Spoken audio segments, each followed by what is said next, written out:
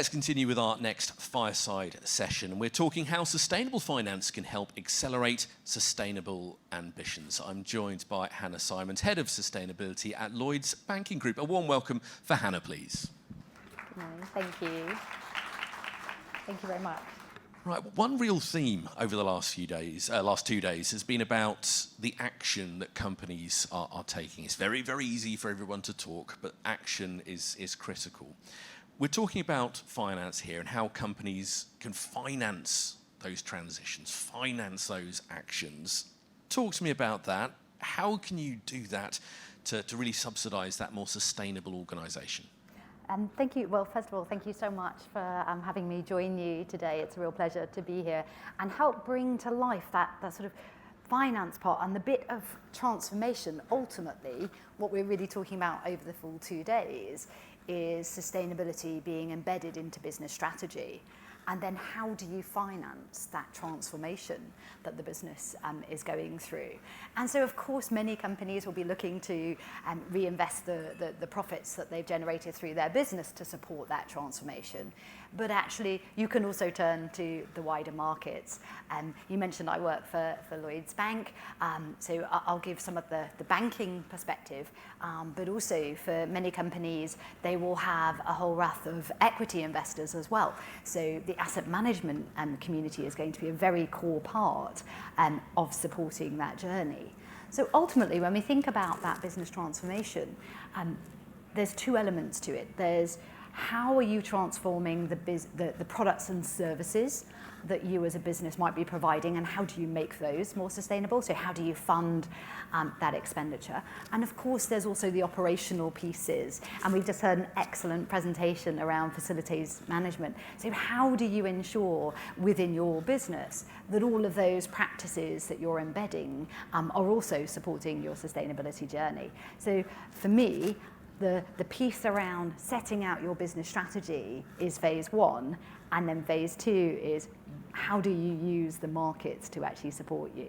So I think this area is frankly not talked about enough, and some areas might be a little bit of a mystery. So break it down for us. What are the different types of financing support there are available, maybe some of their pluses and minuses? Can you take us down that list? Of course. So I might, if it's okay, focus on the banking side of things. If there are questions on the equities and asset managers, I'll happily pick those up as we go into the Q&A section. But from the banking side, there are essentially sort of three main mechanisms. First of all, use of proceeds. That's essentially money that you borrow, so debt and lending, where you put it to specific purposes that help you with that transformation. So let's bring that to life. I'm thinking about an organisation that might be investing in renewable energy. Again, I'm going to borrow a lot from the previous presentation, but thinking about our own buildings and operations, putting solar panels onto all of your buildings. So banks are there to support through those lending activities. So that's use of proceeds. The second most common area is called sustainability linked. And this is actually general purposes. So this is just using debt and lending to support the business in its operational activities as you're doing every day. But the conditions of that lending will have embedded into it sustainability KPIs. And the idea here is that through the over time, you're helping your business become more sustainable by setting KPIs. They're typically things like emissions reduction targets, community involvement, might be a diversity aspect for your business.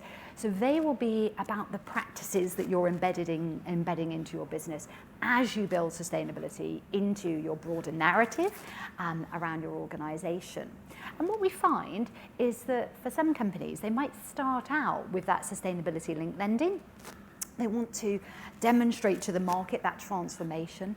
And then when you have that very clear business strategy, that's when you would use the use of proceeds, because you've got the very clear actions that you want to take to drive sustainable change. Now, I mentioned there was a third one. Sorry to just pick up on that. There are definitely organisations that by virtue... Oh, sorry, we're just going to do it. Slight mic issue. Okay, I don't have ears that hold on to the microphone. No problem. Apologies. If it's a problem, we can go better. to a handheld mic. Hopefully that's better. There we go. So the final piece is there are organisations simply by virtue of their business that are sustainable inherently. So a great example would be social housing. And so there you can actually simply use your financing to demonstrate that you're furthering sustainability goals and objectives. I love the fact you just carried on completely there. You had someone behind you adjusting you. What a pro. Talk to me about the size of the sustainable finance market, because as I said, it's an area that maybe doesn't get enough attention. How has it grown? How is it changing? Give me some insight there, please. So it's certainly a newer area of finance. The sort of origins trace back to sort of 2018, 2019. So we've got data from there. And if you add together all of that lending activity plus the sort of debt raising through the bond markets, you probably end up with a market size around about 6.5 to 7 trillion. So it is, a significant marketplace. The largest part of that is the debt market, and during 2024 we hit 5 trillion of debt, so you can see the differences there. Most of the money, when we think about that overall pie, the largest slice has been in green bonds. So that is where you raise money via the debt markets and you use it for those use of proceeds, and the specific money that you're going to be spending on is around green projects. So those examples I gave earlier would be really good examples, supporting renewable energy, driving transformation in that area, could be electric vehicles, that kind of thing. The second sort of area that then comes as the largest is that sustainability-linked lending. Now, the market for sustainability-linked lending has definitely sort of slowed up in the past 3 years, and in fact the peak year was 2021, but we have seen large growth in that debt market. Do you feel some organisations are missing out? As in, there is potentially more financing available for them that they're not fully on top of or aware of? They could be missing the opportunity to be more ambitious. Is that a trend you see? I think so. There's definitely an element of that, and there is sort of extra effort, if you like, when you want to look at sustainable finance. And what I mean by that is, if you're going to be raising a bond via the debt market, then you're going to have to publish or produce what's called a sustainable finance framework. You're going to need to tell the end investor what it is you're going to be doing with the money. And not only do you need to do that at the outset, you're going to need to report on the impact that you've had. So how have you deployed that capital over the number of years that you've done that? And what has the impact been? So if you were sort of investing in renewable energy, let's demonstrate how you have actually saved emissions through the work that you've been doing. So that's going to take a little bit of time, and also, of course, there will be costs involved. So companies are balancing, if you like, this perspective of, is it worth my time and energy to actually do this? And obviously, I'm incredibly biased, but I would say absolutely, because importantly, you get your message out there. You demonstrate to your stakeholders, that's both your shareholders and those financiers supporting you, but also the wider community, your customers. You are reinforcing how your business is going through that transformation. So whilst there are sometimes financial benefits of the sustainable finance market, so typically when you do lending, if you meet those KPIs, you will actually receive a benefit. Your lending costs will be lower. When you issue bonds to the market, there is sometimes an element of what we call a greenium. So you actually, again, get cheaper financing. I would argue that we shouldn't start this journey because it might save us a little bit of money. We should really start with the end goal in mind, which is that business transformation. And in my view, we're doing, this transformation is to make sure that our company remains relevant, resilient, in the future. So as changing consumer behaviours and buying and spending patterns change, as regulations change, of course as we need to adapt to changing weather patterns, those companies that recognise the opportunities that come with what is often discussed as a series of risks are likely to be the long-term winners. And so starting out with we might save a little bit of money probably doesn't carry you through that journey. Yeah, that wouldn't look great on a PowerPoint either, would it? Page 1 might save us a little bit of money. I don't think it would work. I'm going to put you on the spot if I can. Which areas of sustainable finance, where's the innovation? Which are the areas that are really exciting you at the moment? I'm putting you on the spot, but what would you say? There's a couple of areas, and certainly certain parts of the sustainability agenda are sort of newer and more nascent, but something that's getting me really excited is a subset of those green bonds. So the most popular part that I talked about has been green, but recently there's been a focus on what we call blue. So you need to get to know all of the colours in the debt market, but blue bonds are a very special subset of the green bonds. It's a voluntary label, so it doesn't have the same sort of label that you would expect when you issue a green bond, but you can say this is a blue bond and market it as a blue bond. Essentially, blue bonds are there really to support marine and maritime life and restore those elements. So it's a really interesting area as you think about being more specific about your use of proceeds. And a great example, and one I can share with you that Lloyds was involved in recently, was that we supported Tideway, which is the organisation that runs the tunnel that now takes all of the sewage out of London. And they issued the first blue bond by a corporate in sterling. The Tideway tunnel has been in the construction phase for a number of years, and earlier this year it went into operation. And so through that process, Tideway then needed to raise that capital, and they did it under the blue banner, and that was really exciting. Investors really wanted to buy it, so it's a very popular label when you think about the investment community, and also very supportive, obviously, in that particular case of that marine and maritime restoration. I do want to get to audience questions in just a moment, but before I do that, let's complete that look forward to the future. Where do you see this particular area of the finance market going? Is it going to start growing more rapidly? Are we seeing new products? You know better than I. Talk me through it. How do you see the next few years going? It's certainly been a slightly slower market this year than we've had in previous years. What I would highlight is the economic uncertainty and the challenging backdrop that many corporates are facing has meant that, particularly on the bond side, fewer bonds have come to market, which has meant that fewer labelled bonds have come to market. That said, I remain really optimistic about this piece of the market. So we've just talked about innovation coming in the form of blue bonds. Another area that I think is really interesting as we look ahead is really the nature theme. And there's two parts to that. In the same way that there's now that sort of blue label that you can go for, there's also guidance around nature bonds as well, so nature themed bonds. That's all about sort of biodiversity and conservation and regeneration, so where companies can demonstrate they're sort of using their proceeds to support and further that agenda. And the other piece around nature that I think is so relevant is the carbon markets.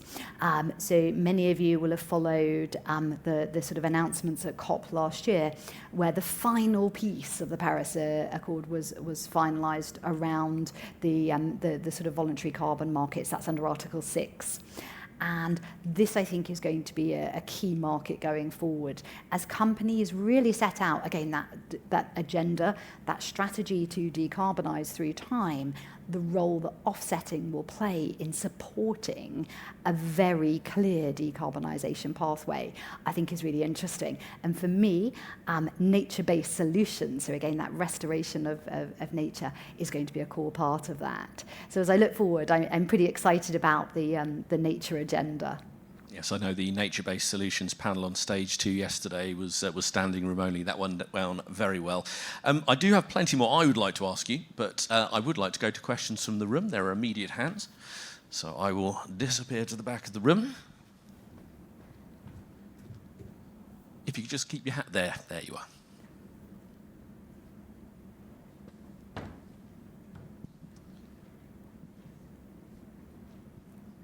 Hiya. I know that Lloyds itself is doing a really good job decreasing investment in fossil fuels, but in general, the banking sector is going in the wrong direction.